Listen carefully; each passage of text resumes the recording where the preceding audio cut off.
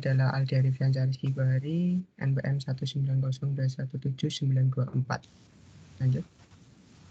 Terus aku Franciscus Sandika 2002 18341. Oke, langsung aja di bagian pembahasan di soal tahun ajaran 2020-2021. Nah, untuk soal yang pertama itu adalah suatu balok dengan cantilever mendukung beban seperti pada gambar berikut. Kemudian yang ditanyakan adalah hitung lendutan yang terjadi pada titik C dan rotasi pada tumpuan A. Jika diketahui E, modulus elastisitas 20.000 MPa dan inersia 4 kali 10 pangkat 8 mm pangkat 4. Nah, untuk gambarnya ada di bawah ini. Kemudian untuk pengerjaan pertama, itu kita harus mengetahui terlebih dahulu. Jadi, yang harus kita ketahui pertama itu adalah beban meratanya. Jadi, untuk X-nya sendiri, ini dari asumsi saya, itu X sama dengan 1. Jadi 21 kN meter. Kemudian untuk modulus elastisitasnya itu 20.000 MPa. Kemudian untuk momen inersianya itu 4 kali 10 pangkat 8 dan EI-nya itu 8.000 kN meter. Nah, kemudian karena di dalam soal kita harus mengkonversikan ke kilonewton dan meter, jadi yang diketahui ini MPa dan milimeter pangkat 4 ini harus kita ganti.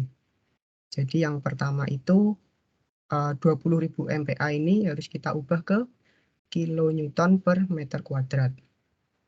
Nah, karena MPa ini 1 MPa adalah 1 Newton per milimeter kuadrat, maka 20.000 MPa sama dengan 20.000 Newton meter kuadrat. Tetapi ini belum selesai. Nah, masih ada kelanjutannya, yaitu di sebelah kanannya.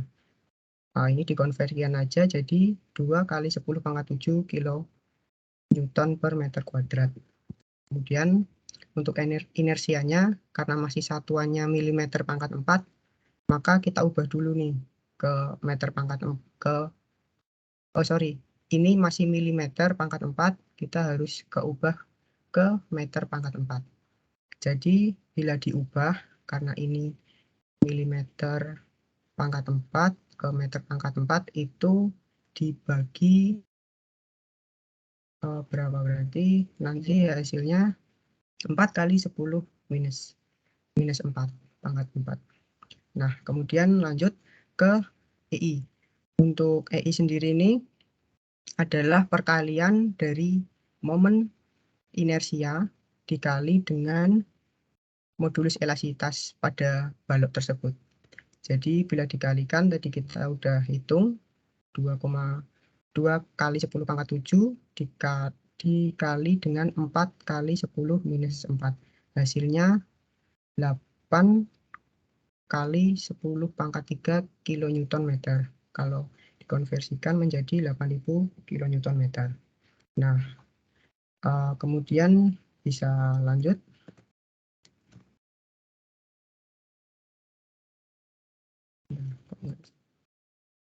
Nah, tadi kita udah mengkonversi satuan yang ada dalam soal. Jadi semuanya itu udah ke dalam satuan yang udah dibutuhkan oleh soal.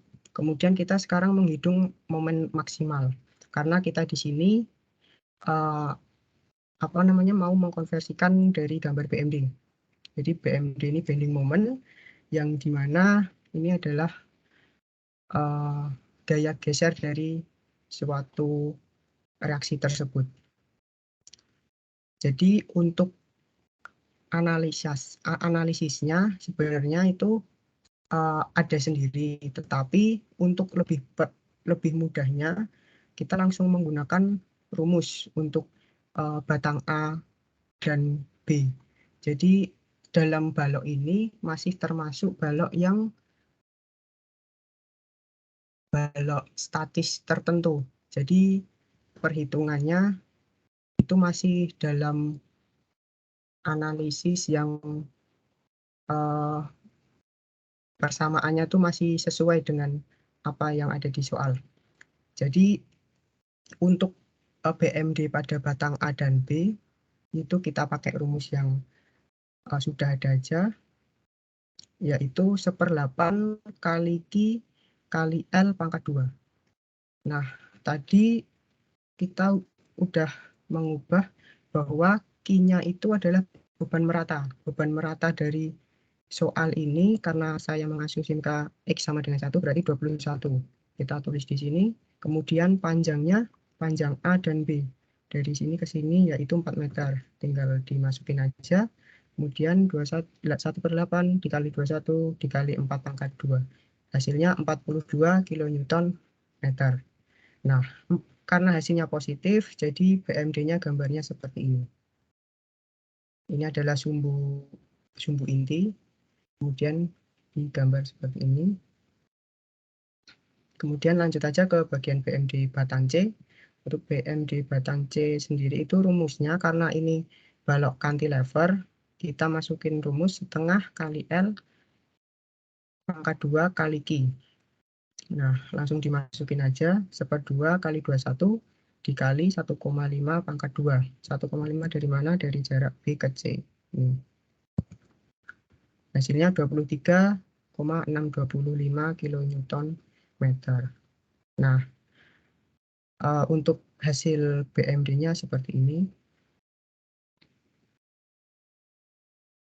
Ini sebenarnya bisa kalian gambar sendiri dengan analisis yang ada. Nanti hasilnya seperti ini. Kemudian lanjut aja. Nah, setelah tadi menghitung momen maksimal, kita sekarang mencari rumus luasan dari beban yang ada. Jadi untuk mencari rumus luas itu kita perumpamakan adalah luasan pertama, luasan kedua, dan luasan ketiga yang sini. Nah, untuk luasan pertama ini adalah gambar parabola. Yang kedua ini W2, ini adalah gambar segitiga. Dan yang W3 ini diumpamakan gambar sepertiga parabola. Jadi untuk rumusnya sendiri W1 luasan yang ada di sini itu adalah 2/3 B dikali H. Itu adalah luasan setengah parabola. Kemudian untuk setengah A kali T adalah rumus dari segitiga. 1/3 B kali H itu adalah rumus dari ini. Dari parabola yang saya tunjuk ini. Kemudian untuk beban-bebannya itu tadi udah kita cari ya.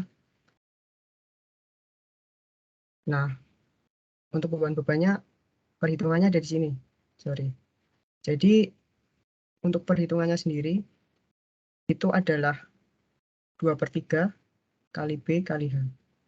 Nah, untuk 2/3-nya ditulis, terus habis itu B-nya panjangnya ini 4, kemudian dikali dengan 42/I. Untuk 42-nya, benar.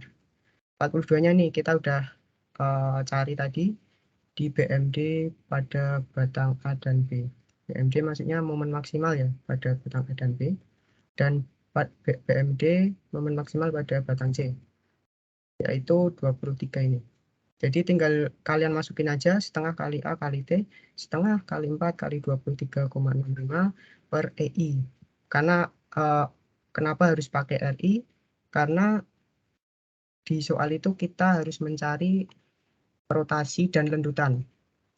Karena mencari rotasi dan lendutan, jadi kita di 1/EI. Hasilnya seperti ini. Untuk W3 sama prosesnya, cuman beda di bagian angka-angkanya saja. Nanti angka-angkanya menyesuaikan. Bila nanti ada kesalahan dari teman-teman juga bisa cross-check menggunakan kalkulator kalian.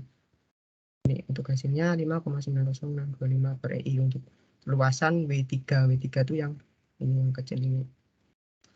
Kemudian, nah untuk jaraknya sendiri, ini kita mengacu pada titik berat sebuah luasan yang ada di sini. Jadi untuk luasan setengah parabola ini adalah titik beratnya berada di setengah dari parabola.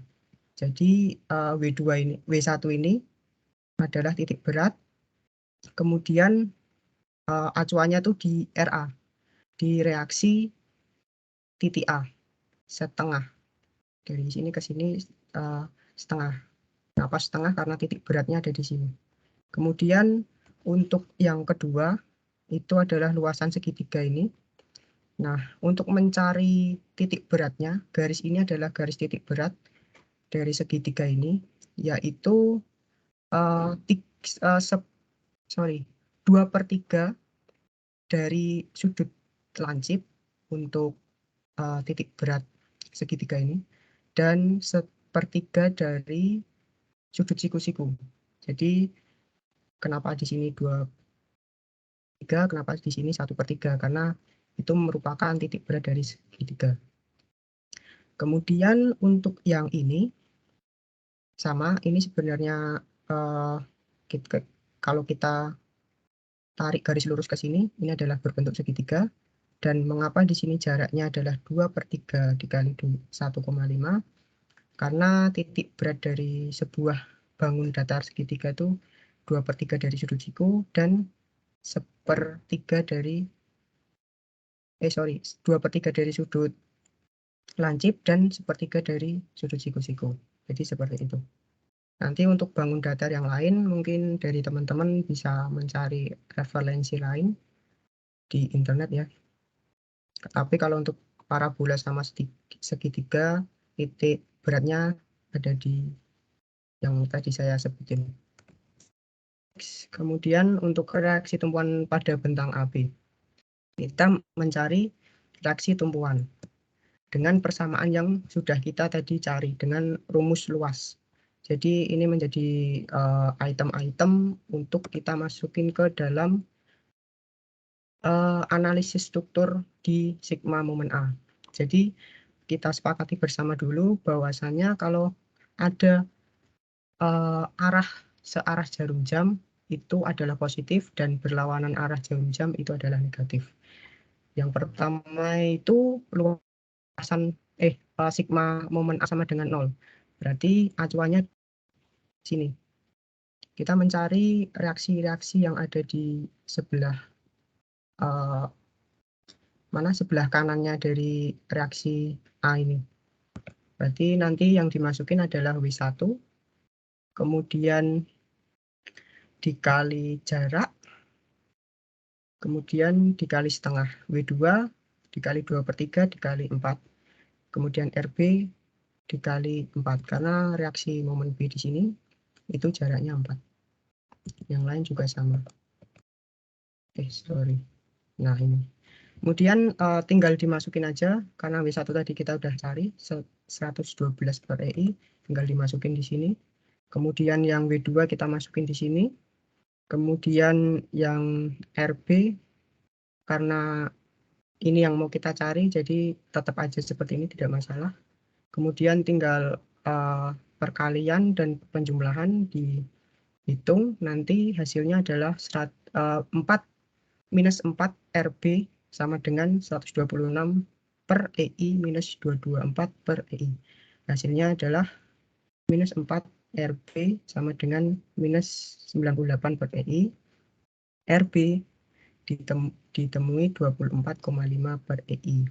Oh ya, tadi sebelum saya kasih tahu bahwasannya arah atas itu positif dan arah bawah itu negatif, mungkin bisa disepakati bersama dulu kalau arah ke atas itu adalah positif dan arah ke bawah itu adalah negatif. Jadi karena ini hasilnya positif, maka asumsi kita benar. Hasilnya positif, berarti reaksi dari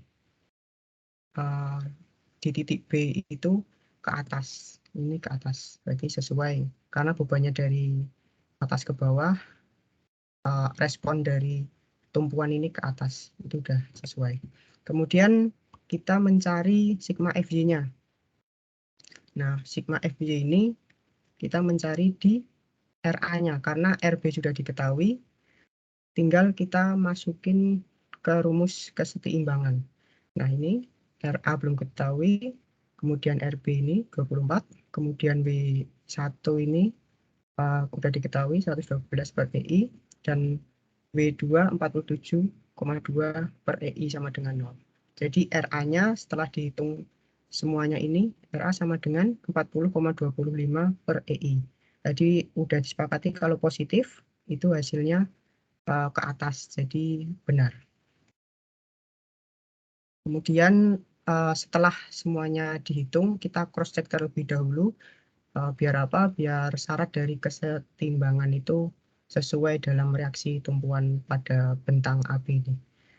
Ini semua rumusnya sama, RA plus RB plus W2 minus W1.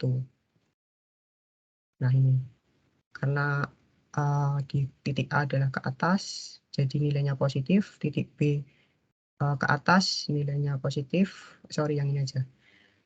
Titik W2 nilainya ke atas berarti positif, W1 nilainya ke bawah berarti negatif. Jadi kalau disimpulkan seperti ini dan dimasukkan angkanya 40,25 per EI plus 24,5 per EI plus 47,25 per EI minus 112 per EI. Hasilnya 0.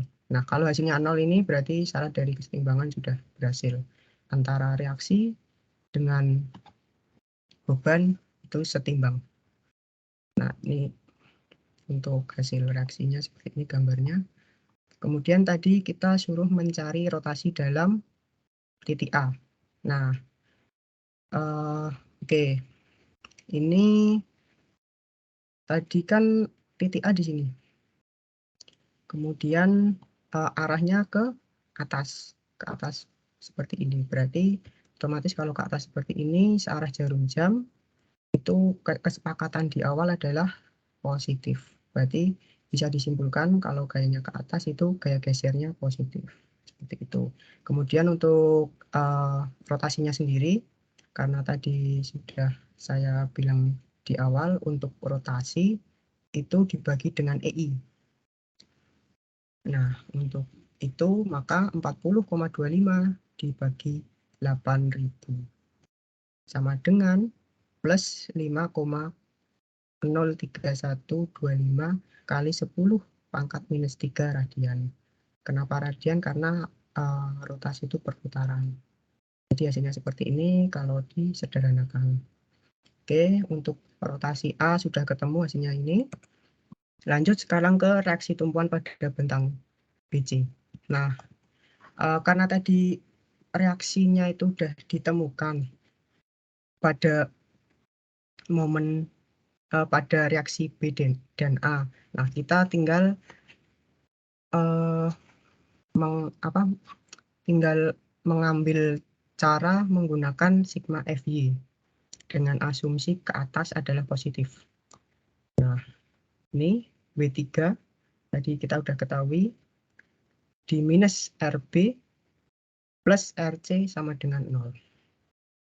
Nah, W3 tadi kita udah ketahui, ini 5,90625 per EI minus RB-nya tadi kita udah hitung 24,5 per EI dan RC-nya kita belum hitung, ini yang kita cari sama dengan 0. Berarti RC-nya adalah ini dikurangi ini sama dengan 18,59375 per EI. Nah, asumsinya benar. Karena kita tadi kan karena positif arahnya ke atas, berarti benar asumsinya. Kemudian untuk analisis gaya gesernya, apakah negatif atau positif, itu karena titik C-nya di sebelah kanan, maka perputarannya itu berlawanan dengan arah jarum jam.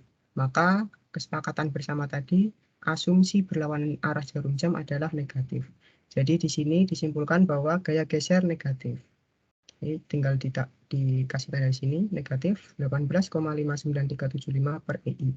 Kenapa EI? Karena rotasi. Kemudian dimasukin aja EI-nya sama kayak yang tadi di titik C, yaitu 8000. Jadi sama dengan 0,00232 radian jika disederhanakan seperti ini. Nah, tapi ini belum selesai karena ini cuma reaksi titik C. Kemudian yang ditanyakan pada soal itu adalah lendutan pada titik C. Nah, untuk lendutannya itu sama dengan momen di titik C. Nah, momen di titik C itu W3, luasan W3 dikali dengan 2/3 kali 1,5 dikurangi RB kali 1,5. Hasilnya 5,90625 per EI minus 245 per EI dikali 1,5. Jadi untuk pengurangannya jika ditotalkan secara keseluruhan itu ada minus 30,84375 per EI. Nah, ini adalah lendutan pada titik C, tetapi belum dibagi dengan EI. Nah, karena lendutan itu karena belum dibagi dengan EI, maka kita bagi terlebih dahulu. Sama dengan minus 30,84375 bagi 8000. Hasilnya minus 0,00376 meter.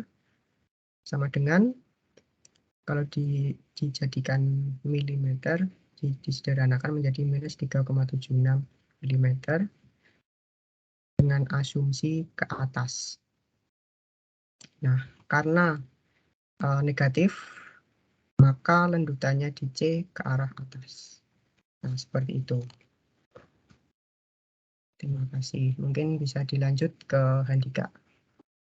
Untuk selanjutnya itu tutor UAS Mikban, aku ambil dari nomor 2 UAS tahun kemarin, karena ya palingan tuh soalnya tuh nggak beda jauh gitu dari tahun ke tahun. Oke.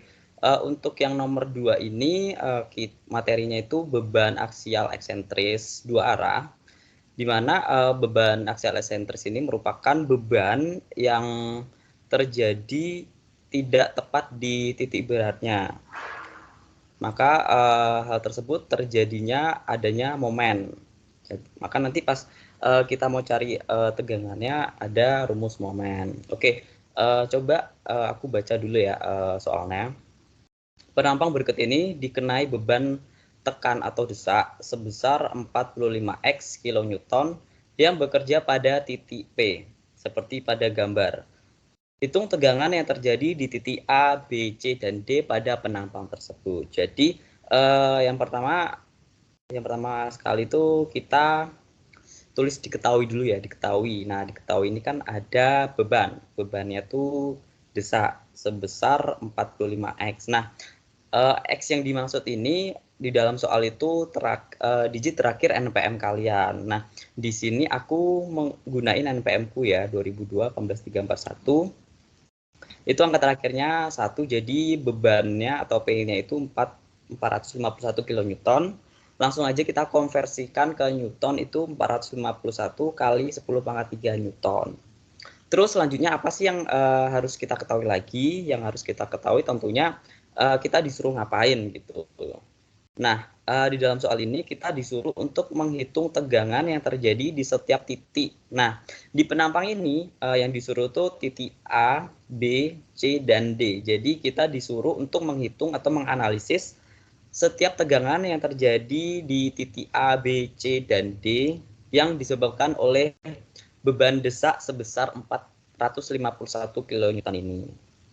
Oke, untuk selanjutnya yang perlu kita tulis itu adalah rumusnya. Rumus dari tegangan itu kan P, di mana P ini adalah beban, terus dibagi dengan A, di mana A ini adalah luas penampang balok, terus kemudian ditambah momen yang bekerja pada sumbu Y, kemudian dikali X. Nah, X ini apa sih? X ini tuh berdasarkan titik yang ditinjau. Jadi misalkan ini ya, aku contohin. Misalnya kita meninjau di titik A. Di sini ya, titik A. nilai X itu yang mana? Nilai X itu adalah jarak titik A ke sumbu Y netral. Gitu ya. Jadi ini aku gambarin biar kalian ada gambaran. Nah, ini tuh X dari A. Oke. Terus kemudian dibagi dengan momen inersia Y.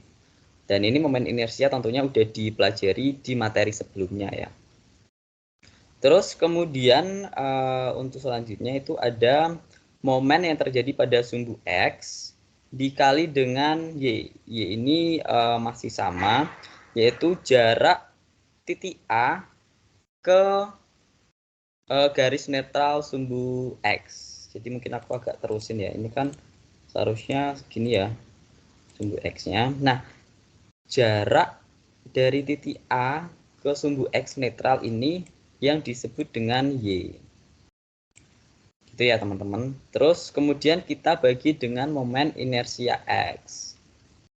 Gitu ya. Nah, dari rumus yang udah dikasih ini, kita bisa ninjau satu persatu nih. Apa aja sih yang belum dan apa aja sih yang udah gitu.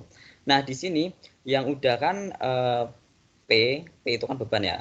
P kan udah diketahui sama soal. Terus kemudian kita perlu data A atau A itu luas penampang balok. Nah, untuk luas penampang balok kan rumusnya itu kan panjang kali lebar ya. Tinggal teman-teman kalikan aja panjangnya berapa, lebarnya berapa. Di sini panjangnya kan 400, terus untuk lebarnya itu 300. Jadi 400 dikali 300 itu 1200. Sorry, 120.000. Jangan lupa satuannya itu milimeter kuadrat karena dia kan luasan. Nah, si A ini udah ketemu nih, luas penampangnya udah kita cari. Nah, selanjutnya kita nyari momen yang berputar pada sumbu Y dan juga momen yang berputar pada sumbu X. Nah, untuk momen yang berputar pada sumbu X, seperti yang kita ketahui bahwasanya rumus dari momen itu kan beban dikali dengan jarak, gitu ya. Jadi ya udah tinggal kita masukin aja rumusnya. Ini kan momen yang bekerja pada sumbu Y sama dengan dikali beban dikali dengan jaraknya. Jarak titik Y ke beban titik P ini. Jaraknya berapa? Nah, dikali itu ya. Terus kemudian untuk momen yang berputar pada sumbu X itu sama aja. Tinggal kalian kali aja beban dengan jarak titik X ini ke beban P. Oke, terus untuk selanjutnya mungkin agak bingung ya, nilai X atau eksentrisitas X itu yang mana, eksentrisitas Y itu yang mana. Nah, untuk X itu nilainya ya ini tuh sebenarnya basic aja teman-teman, basic matematika. Untuk mencari EX itu kan luasan panjang dari D sampai C itu kan 300. Nah, sedangkan titik Y ini kan merupakan titik berat. Jadi udah tinggal teman-teman bagi aja. 300 dibagi 2 itu 150 ya. Nah, di sini tuh 150. Nah, 150 sedangkan ini titik P ke titik B ini udah diketahui nilainya 100. Ya, tinggal kalian kurangin aja. 150 dikurangin 100, dapatnya itu 50. Terus kemudian untuk eksentrisitas Y sama kayak eksentrisitas X, dimana untuk tingginya atau untuk panjangnya itu sekitar 400 ya, 400 mm. Ya udah tinggal kalian bagi aja karena X-nya kan titik berat. Berarti di sini panjang di sini itu 200 ya. Oke, 200. Maka untuk mencari EY tinggal kalian kurangin aja 200 ini dikurangin 150 yang ini. Nanti dapat EY. Itu ya, teman-teman. Terus untuk selanjutnya kita harus nyari juga ini momen inersia Y dan momen inersia X. Nah, ini momen inersia ini juga udah kalian pelajari sih harusnya di materi sebelumnya. Apalagi ini kan cuman penampang balok ya, jadi ya tinggal kalian lihat aja rumusnya di materi atau PDF yang dikasih, dimana untuk rumus momen inersia balok ini 1/12 dikali B ini adalah lebar, kemudian dikali dengan tingginya, dipangkatin 3 ya. Oke, nah untuk lebar itu kan 300. Terus kemudian untuk H atau tinggi itu kan 400. Ya udah, tinggal kalian masukin terus kalian hitung. Dapatnya itu ini 16 kali 10 pangkat 8 mm pangkat 4. Jangan lupa satuannya ya. Terus kemudian untuk momen inersia Y itu sama aja, tinggal kalian lihat di rumusnya. Nah, untuk rumusnya itu 1/12 dikali B kan lebar ya, B dipangkatin 3, terus kemudian dikali H. Nah, sebenarnya antara rumus momen inersia X sama Y itu tidak jauh beda, bedanya itu cuma dipangkatin 3. Kalau misalnya untuk X, momen inersia X, itu yang dipangkatin 3 itu si tingginya. Kalau momen inersia Y, yang dipangkatin 3 itu yang lebarnya gitu ya. Tinggal kalian masukin aja, terus hitung kalkulator, pada hasilnya ini 9 kali 10 pangkat 8 mm pangkat 4. Terus selanjutnya ngapain gitu ya, ini kan udah ditentuin ya, tadi udah kita cari momen inersia X, terus kemudian juga momen inersia Y. Terus rumus yang X ini kan udah aku jelasin tadi di awal. Nah, setelah ini ngapain gitu ya, tentu saja kita langsung menghitung tegangan yang terjadi di setiap titik. Dalam soal yang disuruh ngitung tuh titik A, B, C, sama D. Ya udah tinggal kita masukin aja sesuai dengan rumus. Tadi kan rumusnya kan P/A ditambah momen yang bekerja pada sumbu Y dikali X dibagi momen inersia Y ditambah momen yang bekerja di sumbu X dikali Y kemudian dibagi momen inersia X. Ya udah tinggal kalian masukin aja. Nah, yang perlu menjadi perhatian itu di sini tuh titik koordinat sama tanda min atau negatifnya. Oh iya, aku lupa ngejelasin nih. Untuk di soalnya ini kan perjanjian tandanya ke atas itu positif, terus kemudian ke kanan itu juga positif. Nah, kebalikan dari itu negatif. Misalnya kayak ini sumbu X ke kiri berarti negatif, terus sumbu Y ke bawah itu nilainya negatif. Terus kemudian satu lagi, kalau misalnya ini diketahui bebannya itu tekan atau desak, berarti nilainya itu negatif. Tapi kalau misalnya bebannya itu tarik, berarti positif gitu ya teman-teman. Makanya di sini setiap P/A itu aku kasih negatif, karena aku kasih sih. Cuman sesuai dengan apa ya, aturan. Ini negatif kan? Ini negatif, ini juga negatif nih. Gitu. Oke, kita tinjau satu-satu ya. P/A. P-nya kan tadi 451 kali 10 pangkat 3, ini kan negatif karena desak ya. Terus kemudian dibagi A-nya. A itu los penampang, di sini A-nya tuh 120.000 ya, 120.000 mm persegi. Terus kemudian ditambah MY atau momen yang bekerja pada sumbu Y. MY tadi kan rumusnya P dikali X. Ya udah kalian masukin aja. P-nya itu kan 451 kali 10 pangkat 3. Ingat beban P itu desak, jadi di sini tulis negatif. Kalau misalnya tarik ya positif gitu ya. Terus kemudian EX-nya itu ini ya kan kita tadi udah nyari ya, nilai X itu 50 mm. Udah tinggal kita masukin. Ini kenapa positif? Karena bebannya ini atau si eksentrisitas X ini berada di kanan. Sedangkan perjanjian tanda di awal tadi bahwasanya untuk X yang di kanan itu hasilnya positif. Jadi di sini nilainya positif. Terus kemudian untuk X-nya, jadi tadi udah aku sedikit jelasin ya. Untuk nyari X di titik A itu ya tinggal kalian ini aja. Di titik A, maksudnya A, jarak A ke sumbu netral Y itu berapa? Itulah nilai X. Nah, di sini nilai X-nya tuh negatif. Kenapa negatif? Karena dia kan di sisi kiri dari sumbu X ini ya. Jadi nilainya negatif. Terus dibagi dengan momen inersia Y. Momen inersia Y itu nih 9 kali 10 pangkat 8 tadi udah kita hitung. Terus selanjutnya kita tambah momen yang bekerja pada sumbu X dikali Y. Momen yang bekerja pada sumbu X kan ini ya tadi ya. Udah kita tulis rumusnya. P beban, ya udah kalian tulis aja bebannya di sini. Ingat negatif karena desak, min 451 kali 10 pangkat 3. Terus kemudian dikali 50 eksentrisitas Y. Kenapa ini positif? Karena yaitu tadi ini kan terletaknya di atas ya.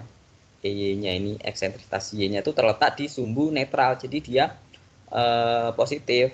Si X-nya, EX-nya atau eksentrisitas X-nya pun juga terletaknya di kanan. Jadi nilainya positif. Kalau misalnya bebannya terletaknya di sini, berarti EX-nya kan kayak gini. Nah, si EX ini negatif karena dia terletak di kiri dari sumbu netral. Nah, sedangkan si eksentrisitas Y-nya tetap positif karena dia berada di atas sumbu netral. Gitu ya, teman-teman. Ini tak hapus dulu biar nggak terlalu penuh. Oke, lanjut kemudian langsung ya dibagi dengan momen inersia X. Momen inersia X itu 16 kali 10 pangkat 8. Udah tinggal kalian kalkulatorin terus dapat hasilnya min 2,8 MPa. Jangan lupa satuannya MPa karena kan tadi yang bebannya tadi kan udah kita convert ke Newton. Terus kemudian juga satuan yang lain tuh milimeter. Jadi satuan akhirnya tuh MPa. Ini min ya. Terus kemudian tegangan di B itu sama aja teman-teman nyarinya, cuman yang perlu menjadi perhatian yaitu si koordinat sama tanda plus atau minnya. Nah di sini kan udah kita ketahui bahwa untuk P per A-nya kan negatif. Terus aku mau ke ini deh, yang ngebedain itu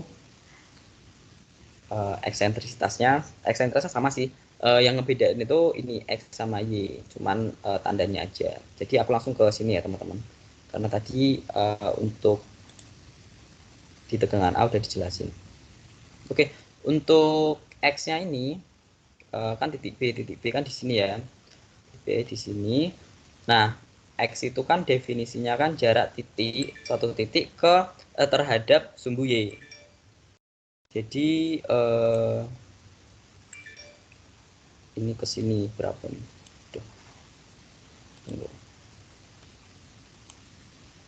Oke.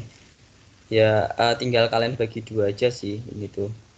Hasilnya kan 150 ya. Nah, ini kenapa positif? Karena dia letaknya di kanan dari sumbu si X ini. Jadi dia tandanya itu positif.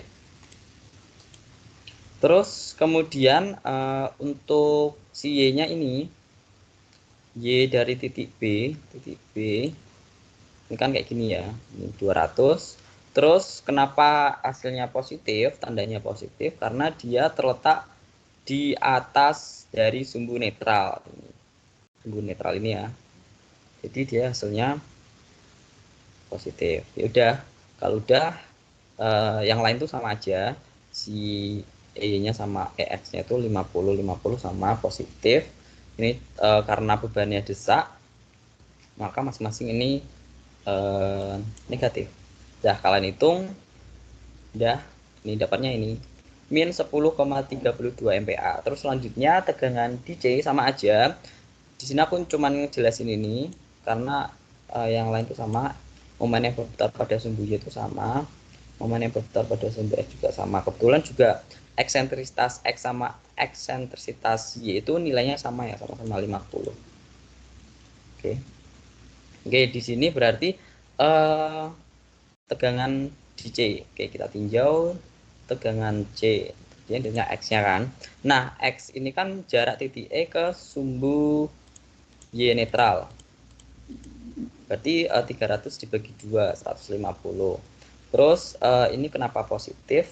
Karena si X-nya, sumbu X-nya ini terletak di kanan sumbu netral. Jadi di sini 150 itu positif. Terus untuk Y, titik Y ini kita tinjau lagi ya. Ini kan titik C. Nah, titik C itu kan titik Y itu kan letaknya di sini ya. Jarak titik C ke sumbu X netral. Ini kenapa negatif? Karena dia itu terletaknya di bawah. Di bawah dari ini sumbu Y. Sumbu Y netral ya. Berarti hasilnya negatif nih. Min 200. Oke, tinggal kalian hitung aja semuanya sama. Dapat ya hasilnya min 4,72 MPa. Terus yang D itu sama aja. Juga aku mau ninjau yang ini aja, X sama Y-nya. Si X, coba kita tinjau titik D ya. Nah, ini ya. X titik X di D, di titik D itu kan jarak titik D ke sumbu Y ini tadi. Jadi di sini ya. Terus tandanya apa? Tandanya itu negatif karena si X di titik D ini letaknya di kiri dari sumbu netral gitu ya. Jadi nilainya negatif. Terus untuk yang si Y, koordinat Y di titik D ini kan dari sini ya. Ini adalah Y. Tandanya apa? Tandanya itu negatif karena dia terletak di bawah dari sumbu netral. Jadi hasilnya negatif. Ya udah tinggal kalian hitung, dapat hasilnya segini. Terus kemudian kalau udah ya tinggal kalian simpulin aja tegangan di A itu negatif 2,8 MPa, tegangan di B itu min 10,32 MPa, tegangan di C itu min 4,7 MPa dan tegangan di D itu 2,8 MPa. Kalau misalnya udah sampai sini ya berarti udah selesai teman-teman. Gitu. Oke, mungkin itu dulu tutor Mekban kali ini. Terima kasih buat teman-teman yang udah nonton.